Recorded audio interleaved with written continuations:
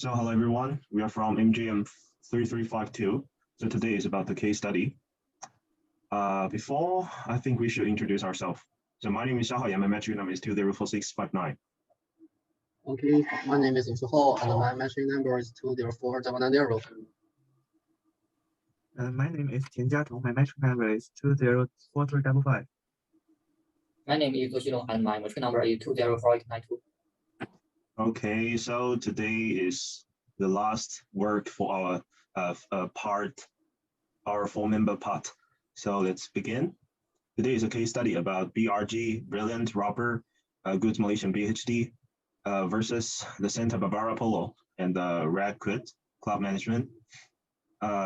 This meeting is posed in Kuala Lumpur, the High Court Malaya, in 2015, March 25th.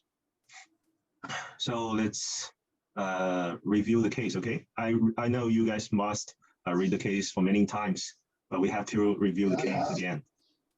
Okay, so the plaintiff is a company incorporated in Malaysia. It has by itself or its license been manufacturing and selling a wide range of goods under the polo marks in Malaysia and had obtained registration for its polo marks. The defendant is a management company of the Santa Barbara Polo Red Quid Club and is based in California, United States of America. So now we can see the case is between two countries. It's going to be more difficult. Okay, continue. The club was officially established as a member of the United States Polo Association in 1911 and is the third oldest polo club in the USA. So until now, we can see the established time of the Santa Barbara is actually older than the plaintiff. Okay, the plaintiff argued that the defendant's mark was almost similar to the plaintiff's mark and was likely to cause the confusions. The defendant denied the extent of the similarity between the two. Okay, so it's about two companies, the Santa Barbara and the Red Quid Club as a defendant. So comparison of the plaintiff's and the defendant's trademark. We can see the two trademarks here. In my opinion, it's totally different. I'm not sure. I don't even know why the plaintiff will say it's similar. I think it's totally different. Because I don't know. It's from the defendant, that company. Okay, and then from the plaintiff's statement, in their view, according to the plaintiff's representations, it's polo mark, just P-O-L-O. Those four characters mark is clearly a well-known mark under the terms.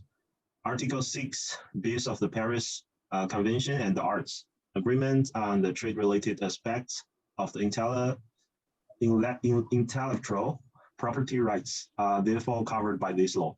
Again, so the plaintiff is making a comprehensive statement that this polo, P-O-L-O, logo is clearly well known. Okay, this is true because everybody knows about that. Yeah. Okay, then in this case, in addition to the fact that the plaintiff has failed to prove which of its trademark is a well-known mark, the problem is all people know that the polo mark, but we don't know which one is a famous one, this one or the characters one. So I find that the defendant's mark are different from confusingly similar to the plaintiff's elusive, well-known mark under REG as a plaintiff. Okay, so the plaintiff contends that the use of the defendant's trademark is relevant to the case. The defendant's goods were counted for the purpose of the deception or the confusion, and the goods distributed under the defendant's trademark were passed off as. So being mistaken for or relating to the plaintiff's goods.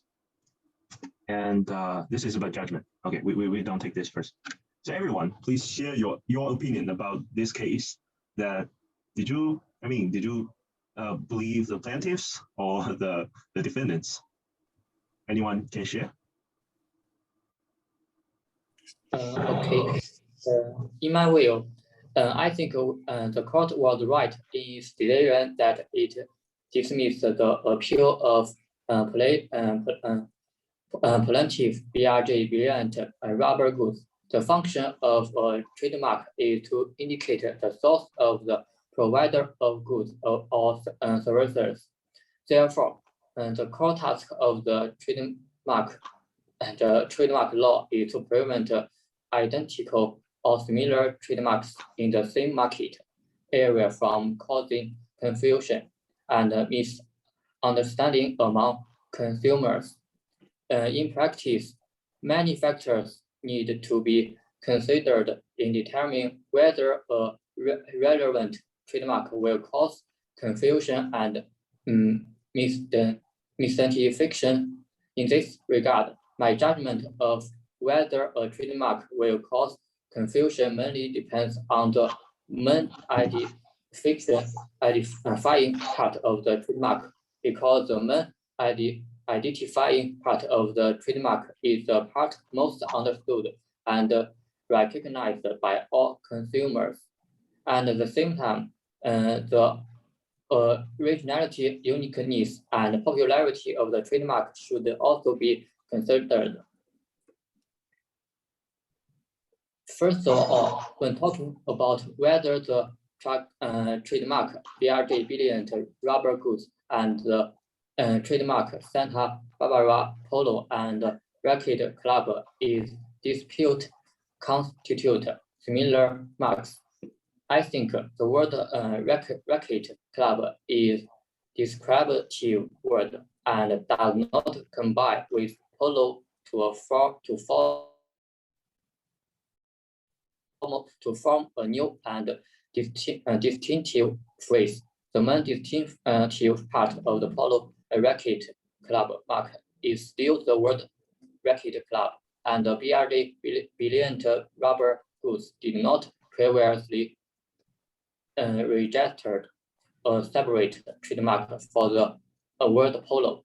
In the case of the polo series of trademarks, which are themselves highly visible and well known to the general public, there is no confusion with the trademark of BRJ Brilliant Rubber Goods.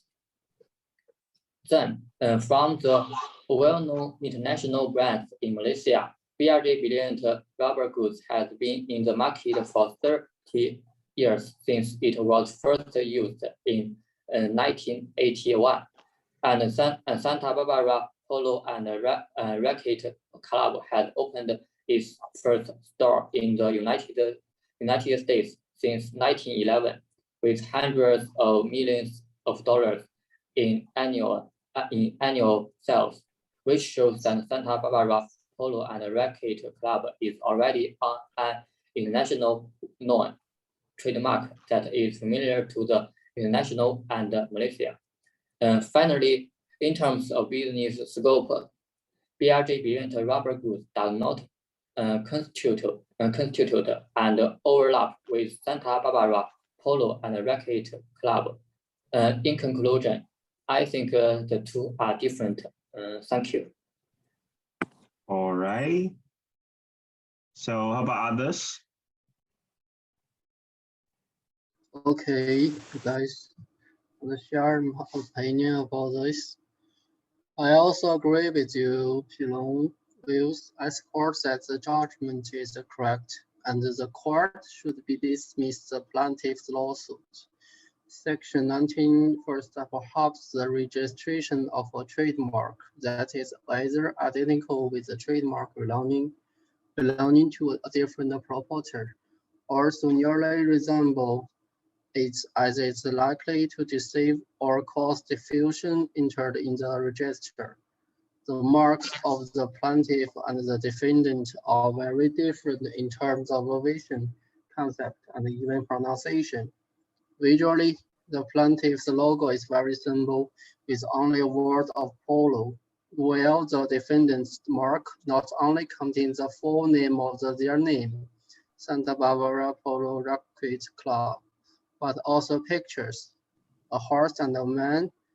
I think this is easy to distinguish, and I believe consumers are the same and will not confuse those two brands. Besides, Section 25 of the TMA 1976 provides that Any person claiming to be the proprietor of a trademark used or proposed to be used by him may make application to the registrar for the registration of that mark in the register in the prescribed manner. There is no evidence that the defendant's trademark has been used. Moreover, the plaintiffs submit the defendant's mark nearly resembles the plaintiff's mark, as it is likely to cause confusion premised on Section 19 of the TMA 1976. However, I agree with the defendant that since Section 19 was not relied as a ground of opposition before the registrar, the plaintiff cannot rely on the same. Therefore, since this is an appeal from the decision of the registrar, the grounds of appeal must be limited to the grounds of the opposition. That is why Section 28(7) of the TMA 1976 was intact, so that the parties may apply for leave for court in order to explain the grounds of appeal. Since the plaintiff did not apply for leave of the court to rely on Section 19 first, should not be afforded to this ground of appeal. The defendant has been using the defendant's trademark in the US since the 1970s. In Malaysia, the defendant filed for its trademark on March 3 and obtained a legal trademark registration in 1993. So I absolutely think the defendant completely won the property lawsuit. So that is all my opinion. What about the others? How about Tian Jiahao? Tian Jiatong? Okay, about my views. Trademarks. I think a trademark is a mark used to one word or survives from another goods or survives. China's trademark law that trademarks about residence by the trademarks office includes the community trademarks, survival trademarks, or others, and trademarks is committed or survives in the market as a special individual by the distinctive mark of the commodity or survives. A system of the trademarks registration and production. This system have a lot of trademarks, the product or product or survives because the nature and quality of the product or survives as by a distinctive mark on the product or survives, myths or needs. And about these things, this is a real polo and other brands like the cannot be saying copycats because their brands are also resistant ledger brands. If they are copycats, they will be fined and let alone. They are unlikely to be sold in the mail with great finding out. It's just that polos are all spin-offs of these things. Of course, the most famous of the polo is of the polo and the caption in China, where there are lots of the copies of the polo from this copyright. So so this is my view of these things. Okay, thank you, Jiatong. As I said, our group member already read the case for many times. Even I didn't put the judgment, then you already know the result. So from 3 of you, I found that you use the same thing, that the Santa Barbara is established in 1911. That's older than the Malaysian company. And actually, I think during the court, we have to use a legal basis. And at the same time, also, even we use a legal basis, I still think the Santa Barbara didn't affect the Malaysian company's benefits. So about the judgment, the judge found that the word polo was a common English. That's what I agree. It's a common English word with a specific meaning, and that the plaintiff couldn't prohibit others from using it in a fair manner. It's undisputed that the polo is a common English word. According to the registrar, the word polo also means polo neck. Also can be polo shirt. So in the dictionary, which means collar. Ultimately, the judge found that there was no actual or potential confusion or deception between the defendant's registered mark and the defendant's mark, both visually and the phonetically, and the judge dismissed the plaintiff's appeal with retroactive costs. So this is from judgment. Then I'm going to show my opinion. So wait, I have to close the sharing. Let me find my view. So in fact, I think in real life we cannot even recognize who is the real polo, because there are many polo. Even though I'm in China, there are still lots of polo companies, and also they have about the Santa Barbara in education. They all claim that they have the related trademarks. However, after carefully study, after learn the business law, MGM3352, I think some companies' trademark categories do not match the product they produce. And some companies use a Chinese pinyin, which is, they use language skills to avoid the legal basis. So in short, there are many trademarks lawsuits, among which there are many similarities. The only thing a judge can do is to make a correct judgment in accordance with the legal basis. As it's often said in TV shows, what socially nowadays need to tell is evidence. For example, the trademark polo, its original text is actually difficult to define due to different business scopes. And when the company is in the transnational litigation, it becomes more complicated because the trademark registration is not universal used in the world. Like in Malaysia, it's different. In China, it's another edition. In USA, it's also another edition. So, as I repeat again, the trademark registration is not universally used in the world. So, for example, if a trademark is registered in Malaysia but not registered in the United States, then the trademark may not be protected in the United States. This is just an example. And what? Okay, let me see. Okay, sorry.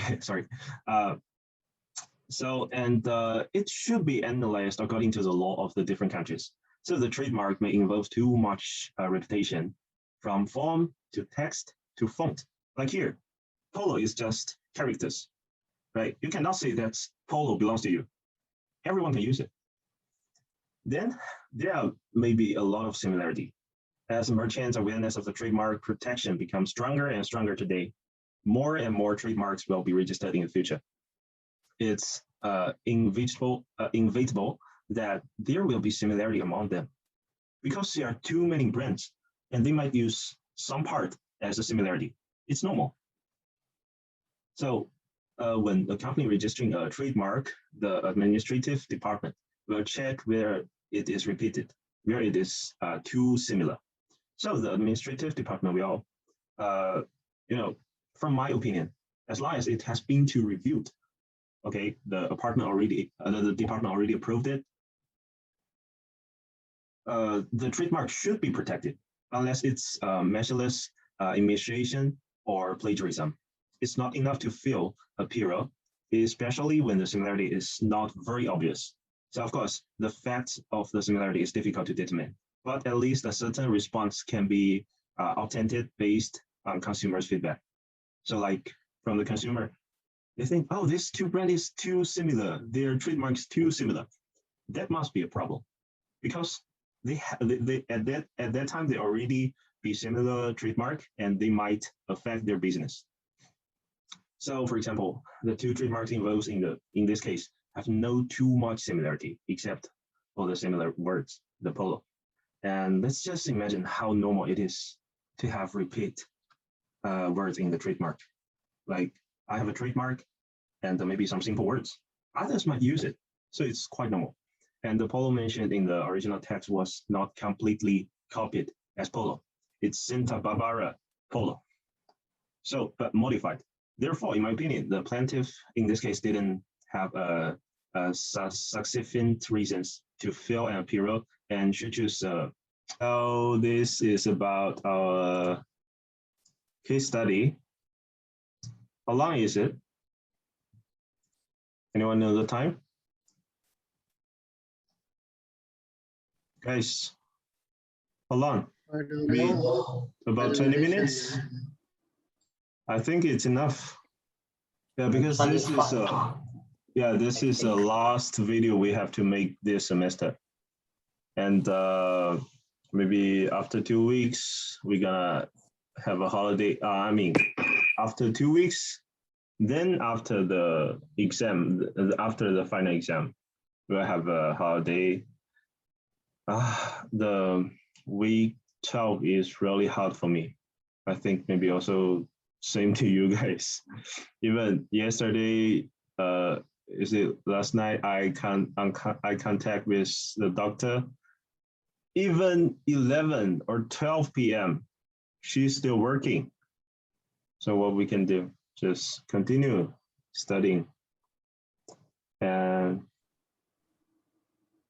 okay, guys, is that finished?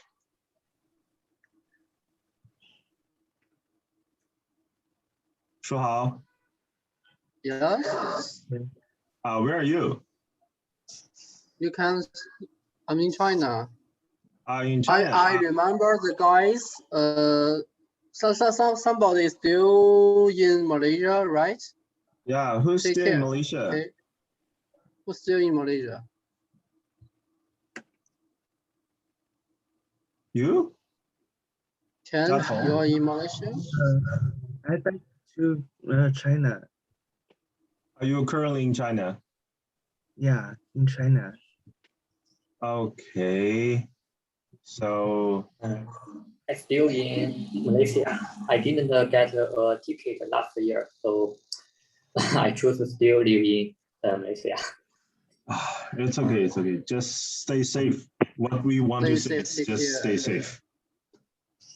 Thank you. And I think everything is going to be better because nowadays people can get the vaccine and maybe wait next semester we can go back to UPM. Okay, so that's all for today.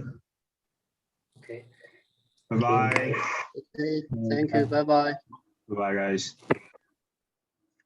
Bye, guys. Orang miskin makan ubi kayu sebelum merdeka. Dulu jalan kaki, sekarang naik kereta, kereta Proton Saga.